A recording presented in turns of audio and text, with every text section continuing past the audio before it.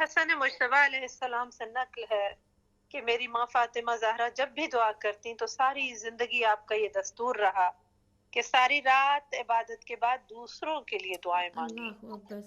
اور کبھی اپنے لیے کچھ نہ مانگا.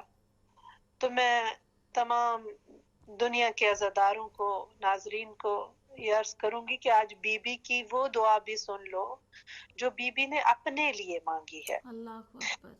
18 سال کی عمر میں کیسے میں کہوں، ہم 18 سال کو عین شباب کہتے ہیں اور یہ عمر کا وہ حصہ ہوتا ہے جہاں لوگ ابھی سوچتے ہیں ابھی تو زندگی کا آغاز ہے. جی. لیکن مجھے نہیں معلوم بی بی پہ کیا بیتی کہ میری یہ بی بی ہاتھ بلند کر کے موت کی دعائیں مانگتی ہے اللہ اور فرماتی ہے اللہم اجل وفاتی سریع.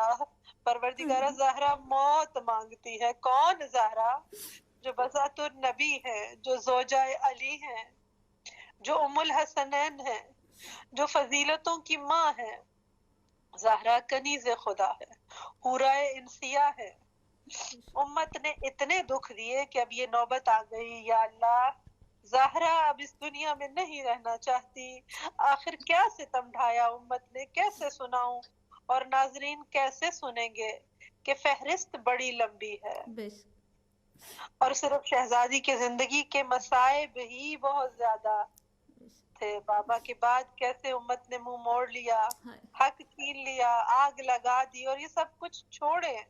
بس اتنا سن لو کہ ایک پیغام آتا ہے، ابوالحسن فاطمہ سے کہہ دیں یا دن کو رویا کریں یا رات کو رویا کریں. اور مجھے کہنے دو یہ مدینہ والوں کا تقاضا نہیں تھا بلکہ یہ حکومت کا پیغام تھا، کیونکہ وہ نہیں چاہتے کہ سیدہ کے رونے سے لوگ آگاہ ہو جائے اور پوچھیں کہ یہ کون بی بی ہے جو اتنا روتی ہے. جب بتایا جائے گا فاطمہ بنت محمد تو پھر سوال اٹھے گا کیوں اس طرح گریا کرتی ہیں، تو مظالم گنے جائیں گے اور پھر ان کی رسوائی ہوگی. اب شہزادی کا معمول ہے صبح صبح دونوں بچوں کو لے کر عصا کے سہارے شہر سے باہر چلی جاتی اور شام کو واپس آتی ہیں. ایک دن علی مرتضیٰ نے دیکھا فاطمہ کا بدن میں مبارک جلسا ہوا ہے. سیدہ کیا ہوا؟ پتہ چلا ظالموں سے برداشت نہ ہو سکا کہ بی بی سائے میں بیٹھ کر بابا کا ماتم کرے، لہٰذا وہ درخت جہاں بیٹھا کرتی تھی کاٹ ڈالا گیا اور اس کے بعد ابوالحسن نے بیت الحزن تعمیر کروایا.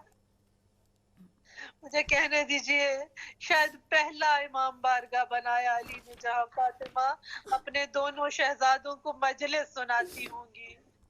اور پھر اکثر آپ لوگ اتنی مجالس سنتے ہیں نا، لیکن کبھی یہ نہیں دیکھا پڑھنے والا اور سننے والا سب معصوم ہو سوائے اس مجلس کے عزاداروں کو. مجھے تو یہ بھی نہیں معلوم کہ سیدہ وہاں کیا پڑھتی ہوں گی، حسنین کیا سنتے ہوں گے، کیسے سنتے ہوں گے. بس یقین ہے بی بی اپنا نوحہ ضرور پڑھتی ہوں گی. صبت علیہ مصائب لو انہا صبت علیہ مصرنا لیالیا. سیدہ شام کو عصا کے سہارے گھر آتی تھی. تاریخ کچھ ہستیوں کا ذکر کرتی ہے جو جوانی میں بوڑھی ہو گئی. ایک بی بی فاطمہ زہرا، دوسرے سید سجاد. جب ان کی بارگاہ میں ادب سے التجا کر کے پوچھیں گے شہزادی کیا ہوا؟ 18 سال کی عمر میں کمر جھک گئی، بال سفید ہو گئے. کبھی سقیفہ کی طرف اشارہ کرے گی، کبھی سند کے پرزے دکھائیں گی، کبھی نیلگو بازو، کبھی شکستہ پہلو، کبھی محسن کا لاشا، کبھی ابوالحسن کے گلے میں رسی، کبھی جلا ہوا دروازہ، کبھی صدیقہ کے جھٹلانے کی داستان سنائیں گی. اور جب سید سجاد سے پوچھیں گے اے فاطمہ زہرا کے پوتے، اے علی کے لال، آپ جوانی میں کیوں بوڑھے ہو گئے؟ بس ایک ہی جملہ کہیں گے، الشام الشام الشام. آئے آل رسول کا، ناموس رسول کا کھلے سر بازاروں اور درباروں میں جانا. وصلی اللہ علی محمد علیہ الطاہرین.